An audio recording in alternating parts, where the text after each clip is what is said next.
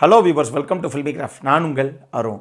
இந்த எபிசோட நம்ம பார்க்க போகிற படம் 2021 ஒரு ஆஸ்திரேலியன் பயோகிராஃபிக்கல் சைக்காலஜிக்கல் ட்ராமாவாக வெளியான நிட்ரம். எனது விக்ரமா அப்படின்னு கேட்குறீங்களா? இல்லைங்க, நிட்ரம். இப்போது இந்த படத்துடைய ஒன்லைன் ஸ்டோரி என்ன அப்படின்னு இங்கே நம்ம பார்த்துடலாம்.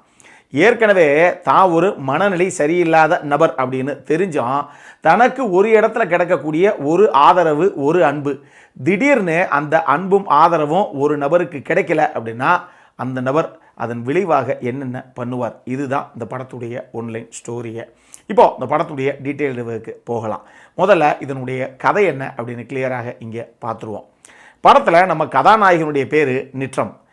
இப்படி ஒரு பேரை நாங்கள் எங்கேயுமே கேட்டதில்லைங்க இந்த உலகத்தில் அப்படிங்கிறீங்களா? எல்லாம் உங்கள் புரிதலெல்லாம் கரெக்டு தான். ஆனால் இந்த நிட்ரம் அப்படிங்கிறது எங்கேருந்து வந்தது அப்படின்னு கேட்டிங்கன்னா, மார்டின் அப்படிங்கிற பேரை பேக்வேர்ட்ஸில் போட்டோம் அப்படின்னா அதுதான் இந்த நிட்ரம். எதுக்காக இந்த நிட்ரம் அப்படிங்கிற பேரை கதாநாயகனுக்கு படத்தில் வச்சாங்க அப்படின்னு கேட்டிங்கன்னா, அவர் பண்ணுற சம்பவங்கள் எல்லாமே அப்படி தான்.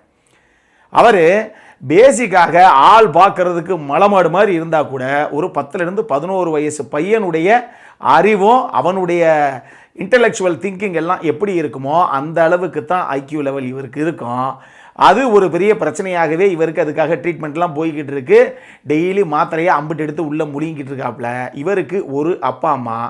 அந்த அப்பா அம்மாவுக்கு ஏன்டா இப்படி ஒரு பிள்ளையை பெற்றோம் அப்படிங்கிற அளவுக்கு தோன்ற அளவுக்கே நம்மளால் டெய்லி பல சம்பவங்களை செஞ்சு விட்ருவாப்புல. உதாரணத்துக்கு வீட்டில் இந்த கிறிஸ்மஸ்ஸு, நியூ இயரு இதுக்கெல்லாம் வெடிக்கலாம் அப்படின்னு பட்டாசு கிட்டாசு வாங்கி வச்சா அந்த பட்டாசெல்லாம் எடுத்து கொண்டு போய் அடுத்த வீட்டு வாசலில் வெடிச்சு விட்டு ஓடி வந்துட வேண்டியது.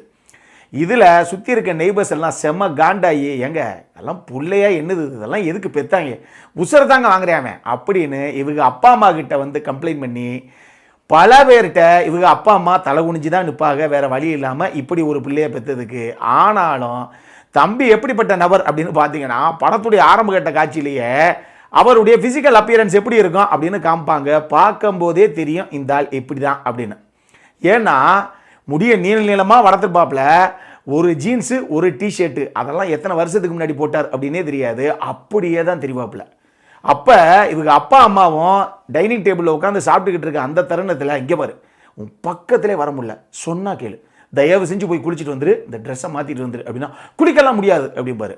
போய் ட்ரெஸ்ஸை மட்டுமா மாற்றிட்டு வா அப்படின்னம்னா நேரம் அந்த போட்டிருக்க சட்டை பேண்ட்டை கலட்டி போட்டுட்டு, நான் சொல்கிறேனே ஆள் மலமாடு மாதிரி இருக்காருன்னு, ஆனால் அந்த சட்டை பேண்ட்டை கலட்டி போட்டுட்டு போட்டிருக்க இன்னர்ஸோட நேராக டைனிங் டேபிள் வந்து உட்காந்துருவாப்புல சாப்பிட்றதுக்கு.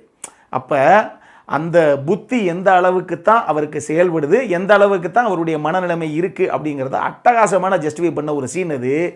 இப்படித்தான் நம்ம ஆள் பண்ணுற சம்பவம் எல்லாமே இருக்கும்.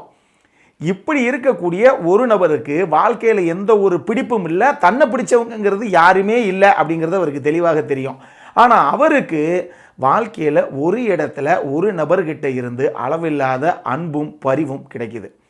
ஆனால் அந்த அன்பும் பரிவும் நிரந்தரமே கிடையாது, தன்னுடைய வாழ்க்கையில் அந்த நபர் இப்போ இல்லை அப்படிங்கிற விஷயம் இவருக்கு தெரிய வரும் பொழுது இதன் விளைவாக இவர் பண்ண சம்பவம் இருக்குது பார்த்தீங்களா, அதுதான் இந்த படத்துடைய மொத்த கதையை.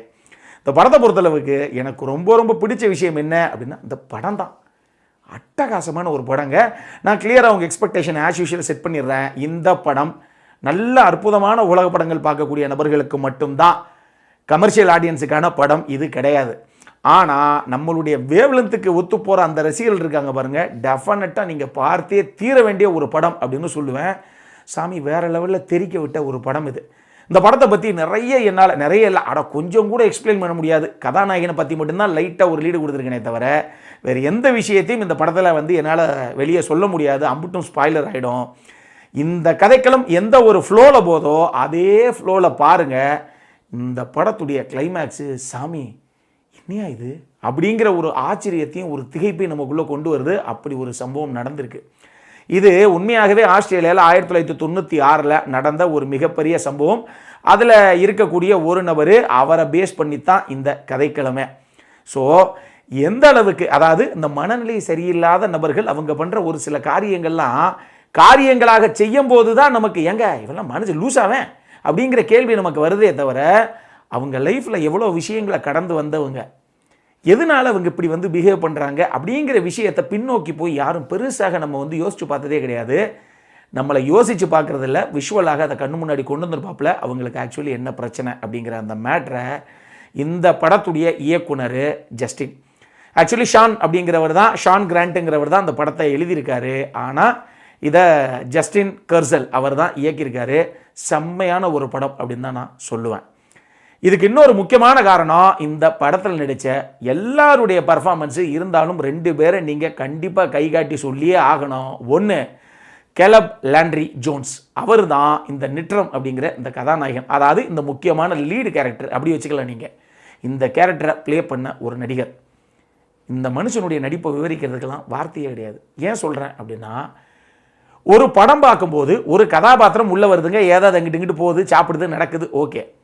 படம் பார்த்த ஒரு 10 நிமிஷத்தில், வெறும் 10 நிமிஷத்தில் அடுத்து இவர் 11வது நிமிஷம் ஸ்க்ரீனுக்குள்ளே வரும்போதே இவனெல்லாம் மூஞ்சிலே பிடிச்சி வச்சு இந்த மூக்கிலேருந்து தக்காளி சட்னியை வெளியெடுத்தா என்ன அப்படிங்கிற ஒரு கடுப்பு படம் பார்க்குற ஆடியன்ஸான நமக்கு வருது. அப்போ அந்த தாய் தகப்பனுடைய நிலைமையை யோசிச்சு பாருங்கள் அந்த படத்தில். அப்படி பார்க்குறவன் எல்லாத்தையும் டெம்ப் பண்ணுற அளவுக்கு ஒரு ரோல் அவர் ஏற்று நடிச்சிருக்காரு. அட்டகாசமாக பண்ணியிருக்காரு அப்படின்னு தான் சொல்லணும். 10வது நிமிஷத்துலேயே ஏங்க இது லூசுங்க, இது இனிமேல் ஒன்றுமே பண்ண முடியாது, இதை வச்சுக்கிட்டு இது கூட யார் இருப்பாங்கிறீங்க, ஒரு நாள் கூட இதோட குடும்பம் நடத்த முடியாது அப்படிங்கிற அளவுக்கு நமக்கு ஒரு ஃபீல் வருது. அந்த அளவுக்கு பர்ஃபார்மன்ஸில் நின்று பேசியிருக்காப்புல இவர் இப்படி அப்படின்னா ஜூடி டேவிஸ் அவங்க தான் இவருடைய அம்மாவாக, இந்த நிட்ரத்துடைய அம்மாவாக ப்ளே பண்ண ஆக்ட்ரஸு வேறு லெவலில் வச்சு செஞ்சுருப்பாங்க. அவங்களும் பர்ஃபார்மன்ஸில் குறிப்பிட்ட ஒரு சீக்வன்ஸ் ஒன்று இருக்குது. அதாவது ஒரு லேடி கிட்ட இவங்க ஒரு விஷயத்தை எக்ஸ்பிளைன் பண்ணுவாங்க. என் பையன் எப்படிப்பட்டவன்னு உங்களுக்கு தெரியுமா அப்படின்னு சொல்லி ஒரு சின்ன கதை ஒன்று சொல்லுவாங்க. அந்த கதை அவங்களுடைய மாடுலேஷனு, அவங்க சொல்கிற அந்த ஸ்லாங்கு, அவங்களுடைய அந்த ரியாக்ஷன் ஒன்று இருக்குது பாருங்கள், அதெல்லாம் வேறு லெவல் சாமி. அந்த ஃப்ளோலையே பண்ணியிருப்பாங்க. அவங்க பண்ணும்போது ஒரு ஆக்ட்ரஸு ஏதோ மனப்பாடம் பண்ணி டைலாக்கை கேமரா பார்த்து பேசிக்கிட்டு இருக்காங்க அப்படிங்கிற ஒரு ஃபீலே நமக்கு வராது. பின்ன இப்படி ஒரு பிள்ளையை பார்த்தா இப்படி தான் இருக்கும் ஒரு தாயோட நிலைமை அப்படின்னு தான் நமக்கு மைண்டில் அந்த கதாபாத்திரம் ரிஜிஸ்டர் ஆகும். அப்படி ஒரு பர்ஃபார்மன்ஸு. இவங்க 2 பேரும் உலகளாவிய லெவலில் இந்த படத்துக்கு எக்கச்சக்கமான விருதுகளை 2 பேருமே அடிச்சிருக்காங்க. இவங்க 2 பேர் மட்டும் இல்லை, இந்த படமே எக்கச்சக்கமான டிபார்ட்மெண்ட்டில் பல கேட்டகரிஸில் இந்த படம் அவார்ட்ஸ் அள்ளி குவிச்சிருக்கு. உலகம் நிறைய அந்த அளவுக்கு அட்டகாசமான ஒரு படம், ஒரு பர்ஃபார்மன்ஸு எல்லாருக்கிட்டையும் இருந்து அப்படின்னு தான் நான் சொல்லுவேன். இதுபோக ஜெர்மைன் அவருடைய சினிமோட்டோகிராஃபி நீங்கள் சொல்லி ஆகணும். இந்த கதைக்களத்துக்கு அவர் சில எக்ஸ்ட்ரீம் வைட் ஆங்கிள் ஷாட்ஸ் வச்சுருப்பாருப்பா, சில ஏரியல் ஷாட்ஸு, சில எக்ஸ்ட்ரீம் வைட் ஆங்கிள் ஷாட்ஸ் எல்லாம் அட்டகாசம் பண்ணியிருப்பாப்புல. ஒரு சில லென்த்தியான சிங்கிள் ஷாட்ஸும் ட்ரை பண்ணியிருப்பார், செம்மையாக இருக்கும். டுவர்ட்ஸ் த கிளைமேக்ஸ்லாம் கதாநாயகன் ஒரு காரில் வருவாப்புல, அந்த காரை ஒரு லாங்கில் வர்றதுலேருந்து ஒரே சிங்கிள் ஷாட் தான். அது நேராக வந்து நிறுத்தி ஒரு உள்ளேருந்து இறங்கி ஒரு வேலையை பண்ணிவிட்டு திருப்பி வந்து காரில் ஏறி கார் எடுத்துகிட்டு கிளம்புவாப்புல. இதுவரைக்கே ஒரு லென்த்தி சிங்கிள் ஷாட்டு தான், அதை சூப்பராகவே பண்ணியிருப்பார் சினிமோட்டோகிராஃபர் ஜெர்மைன். இந்த படம் நிச்சயமாக விஷுவலி மிகப்பெரிய பலமாகவே இந்த கதைக்களத்துக்கு இருந்தது அப்படின்னு தான் சொல்லணும். இதை தாண்டி இந்த படத்தில் இன்னொரு முக்கியமான மேட்ரு என்ன அப்படின்னா, அது ஸ்பாய்லரை சொல்லாமல் என்னாமல் அந்த மேட்ரை சொல்லவே முடியாது. இருந்தாலும் இந்த படம் ஒரு மிகப்பெரிய சம்பவத்தை சொல்ல வந்த ஒரு படம். ஆனாலும் இந்த படத்தில் எந்த ஒரு காட்சிகளோ எதுவுமே இருக்காது. அதாவது நான் சொல்கிறது செக்ஷுவல் கான்டென்ட் இல்லை, அப்படி ஒரு சில மேட்ரு இருக்குது, அதை விடுங்க. ஆனால் குரோதமாக அந்த படத்தை சொல்லணும்னா சொல்லியிருக்கலாம், உண்மையை சொல்லணும்னா சொல்லியிருக்கணும். ஆனால் இந்த படத்துடைய ரைட்டரும் சரி டைரக்டரும் சரி 2 பேர் மைண்டில் வச்சுருக்க விஷயமே தான். இங்கே பாருங்கள், எங்களுடைய அப்ஜெக்டிவே இதுதான். இந்த கதைக்களம் எதை பற்றி பேச வந்துச்சோ அதனுடைய இம்ப்ரெஷன் இந்த கதையில் எங்கேயுமே தெரியக்கூடாது. அப்போ தான் ஆடியன்ஸுக்கு அந்த கிளைமேக்ஸ் பெரிய இம்பேக்டை கொடுக்கும் அப்படின்னு சொல்லியே நாங்கள் எந்த விஷயத்தையும் விஷுவலாக காமிக்கவே கிடையாது. எல்லாமே சவுண்ட் டிசைனிங்கில் மட்டும்தான் காமிச்சிருப்போம் அப்படின்னு இருக்காங்க. அது எங்கே அப்படிங்கிறது இந்த படம் பாருங்கள் உங்களுக்கு தெரியும். அடல் கானடை பொறுத்தளவுக்கு இந்த படத்தில் ஒரு சில செக்ஷுவல் கான்டென்ட் இருக்குது. இந்த படத்தை நீங்கள் ஃபேமிலியோடு பார்க்குறதுக்கு வாய்ப்பு இல்லை. இப்போது நம்மளுடைய அடுத்த செக்மெண்ட்டான இன்ட்ரெஸ்டிங் ஃபேக்ட்ஸ் அபவுட் தி மூவிக்கு போகலாம்.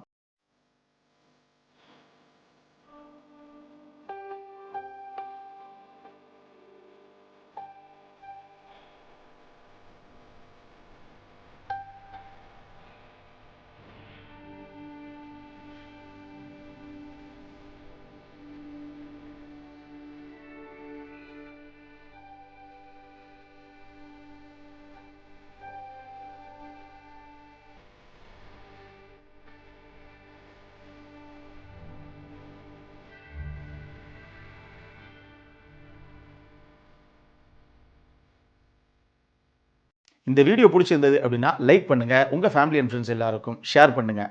உங்களுடைய கருத்துக்கள் எதுவாக இருந்தாலும் கீழே இருக்கக்கூடிய கமெண்ட் செக்ஷனில் பதிவிடுங்க. வீடியோவை க்ளோஸ் பண்ணுறதுக்கு முன்னாடி மறக்காமல் நம்ம சேனலுக்கு சப்ஸ்கிரைபும் பண்ணுங்கள். அப்போ பக்கத்தில் இருக்கக்கூடிய நோட்டிஃபிகேஷன் பெல் ஐக்கானையும் கிளிக் பண்ணிவிடுங்க. அப்போ தான் எங்களுடைய வீடியோஸ் எல்லாம் உங்களை ஆன் டைம் வந்து சேரும். இதே மாதிரி இன்னொரு வீடியோவோட அடுத்த முறை உங்களை சந்திக்கிற வரைக்கும் it is Arun signing off. By.